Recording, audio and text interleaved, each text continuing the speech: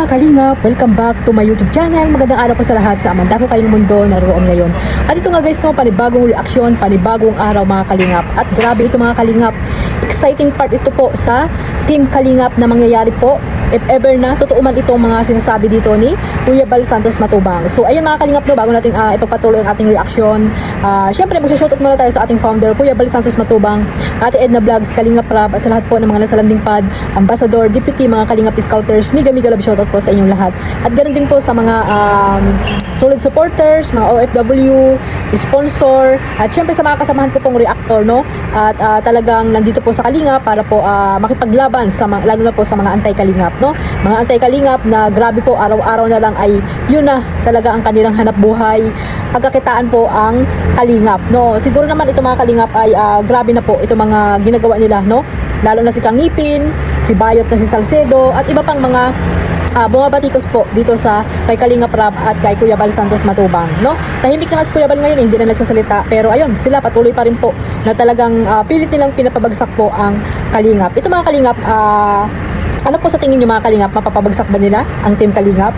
Yung kanilang mga paninira dito sa ginagawa nila Kuya Bal, ni Kalingap Rab sa pagtulong sa mga taong naghihirap, mapapabagsak ba nila ito mga Kalingap, itong community ng Team Kalingap? Mapapabagsak kaya nila mga Kalingap? So ayan po yung mga katanungan natin na malabong mangyari. Malabong mangyari kasi sila Kalingap pa rin sila, no? Anti-Kalingap sila pero Kalingap sila kasi nga dito sila nabubuhay sa Kalingap, no? Hindi sila mabubuhay kung wala sila dito, kung hindi nila kinukontent ang Kalingap, no? Kaya ayun, sabi nga ni Kangipin, hanggat may Kalingap daw ay talagang nandito siya para po mag-content dito sa Kalingap. O di ba? Patay gutom itong si Kangipin, no? Pampabuhay niya sa kanyang pamilya, no? Wala kasing kita ang kanyang mga yung negosyo niyang Tupperware, yung mga plasticware, walang kita mga Kalingap. Kaya yan, no, dito siya sumisiksik sa Kalingap, dito siya kumikita, no? Ipinapambuhay niya sa kanyang pamilya ang paninira dito sa Kalingap. Kaya ayan, kulang yung yung pambuhay niya sa kanyang pamilya. Kaya gagawin talaga ni Kangipin para mabuhay ang kanyang pamilya sa paninira dito sa Team Kalingap. O di ba mga Kalingap, lalaki yung kanyang anak, makikita na ayun, ang tatay ko grabe, para lang mabuhay kami, mapalaki kami, pero ano yung ginagawa niya dito sa social media? Puro pambabatikos, paninira doon sa Team Kalingap. O di ba nakakahiya? So ito na siguro yung time, no, para talaga gawa ng aksyon nila Kuya Bal at ni Kalingap Rab itong ginagawa, no, na mga anti-Kalingap. Kasi grabe, toxic na po ang ginagawa nito mga Kalingap, hindi na maganda, no, hindi na po maganda. Pero nandiyan pa rin po, nandiyan yung mga supporters na gustong-gusto, no, yung mga ganyang pagla-live, mga awayan, di ba? Mga puro stress yung naririnig nila. Yan yung gustong-gusto po ng iba, no? Kaya nandun sila nanonood. Yan yung mga sinusuportahan nila, hindi yung mga pagtulong or pagsa-charity ang mga ginagawa nila Kuya Bal, nila Kalingap Rab. Hindi sila doon nanonood yung charity, mahina po yan. Kasi yung iba talaga nakapokus sa mga issue. Kung walang issue, wala, mahina mga Kalingap, mahina. Ewan ko ba kung bakit ganito na, no, ang mga ibang supporters, no, pero yung iba naman mga Kalingap ay gusto lang yung good vibes, no. Yung iba na talagang ayaw ng stress sa buhay, yung iba na gusto ng marites at laging buhay na buhay pag may mga marites, no. Siguro may mga kilala kayong taong ganyan, hindi natin natutulog, pero nandun sila sa mga anti-Kalingap na sayang-sayang sila panuurin yung pambabatikos nila dito sa Team Kalingap.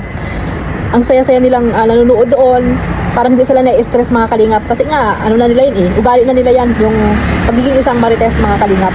So ito mga Kalingap, no, meron tayong clip video na nakuha po kay Kuya Bal sa kanyang live. Alamin natin mga Kalingap kung ano ba yung mga sinasabi dito ni Kuya Bal, kung ito ba ay totoo na ba mga Kalingap or sabi lang ni Kuya Bal mga Kalingap. Kasi noon pa talaga dapat ginawa na nila Kuya Bal ito, no? Noon pa dapat, kasi alam niyo naman si Kuya Bal, di ba? Kung maaari lang, pag humingi ng sorry ay tatanggapin nila Kuya Bal yan, no? Wala po kasi sa kanila yung yung kahit na binabalahura sila ay talagang pag humingi ng pasensya or sorry ay talagang tatanggapin nila Kuya Bal.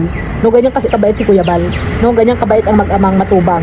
Pero sabi nga natin, dapat hindi masyadong mabait kasi pag mabait ka ay talagang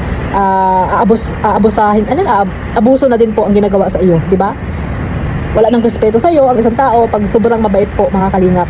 Kaya yan po yung ginagawa ng iba, no, kay Kuya Bal. Talagang inaabuso po ang kabaitan po ni Kuya Bal Santos Matubang, no mga Kalingap.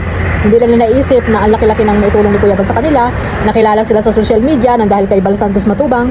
Pero anong ginawa nila mga kalingap, no?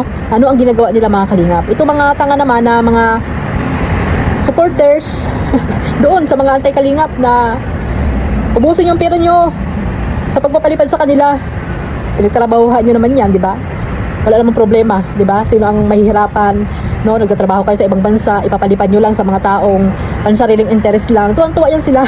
Strategy yan mga kalingap, no? Strategy yan ng mga anti-kalingap, no? Para paliparan nyo. Sino ang talo ngayon? Oh, di ba mga kalingap? So ako sa inyo, ibigay nyo na lang yan sa pamilya nyo. Kasi ipalipad nyo pa dyan sa mga anti-kalingap na wala namang ginagawa kundi paninira lang dito sa kalingap. Wala naman silang mga charity vlogs, di ba? Na dapat bigyan nyo ng tulong. Pero nasa inyo naman po yan, pera nyo naman, pinaghirapan nyo naman yan, di ba? Pinaghirapan nyo naman po yan. Kahit siguro maghihirap na rin kayo sa ibang bansa para lang paghihiganti po kasi ang mga nasa isip nyo eh. Paghihiganti po ang mga nasa isip nyo, hindi natin alam kung bakit kayo naghihiganti. Dito kala Kuya Bal, wala namang ginawa sa inyo, di ba? Wala namang ginawa sa inyo sila Kuya Bal, Kalingap Rab, para maghiganti kayo. Katulad ni Kapisot, ni Joel Salcedo. Yan, puro paghihiganti ang ginagawa niyan, no? Sa Kalingap. Kaya hanggang ngayon ay hindi sila makamove on, no? Puro pambabatikos dito sa Kalingap. So ito mga Kalingap, no, pakinggan po natin itong live ni Kuya Bal Santos Matubang. Bad content sa Kalingap, hayaan nyo po. At may mga illegal action kami ginagawa dyan. Huwag nyo silang panoorin, huwag nyo silang pansinin. Yung mga nagko-content sa Kalingap na mga negativity, mga pambabas, pambabalahura, sapagkat mayroon tayong legal action pong ginagawa dyan. Kinasuhan po namin sila lahat. Ano po? Kaya huwag kayong manood, huwag kayong magpapikto sa mga paninira po ng Kalingap o sino man sila, sapagkat mayroon kami ginagawang legal action dito. Opo. Ano mga paninira, huwag nyo silang pansinin o panoorin man. Huwag nyo silang bigyan ng time na manood.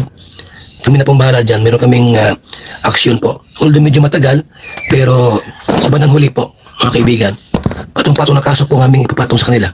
Huwag kayong mag-alala, huwag nyo silang panoorin, at huwag kayong paapekto po sa mga taong paninira po sa Kalingap, sapagkat kami po may ginagawang legal action. Yun lang po ang aking masabi dyan, ha?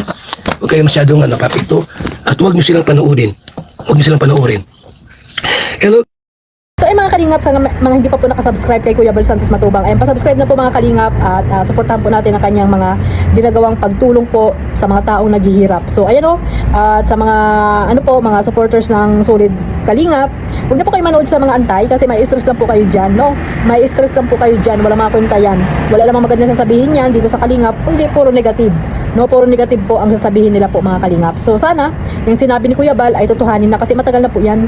Matagal na, kung ginawa na nila Kuya Bal yan noon pa, dapat may nasampulan na talaga mga Kalingap. So sana, totoo yung sinasabi ni Kuya Bal na talagang kakasuhan na, no?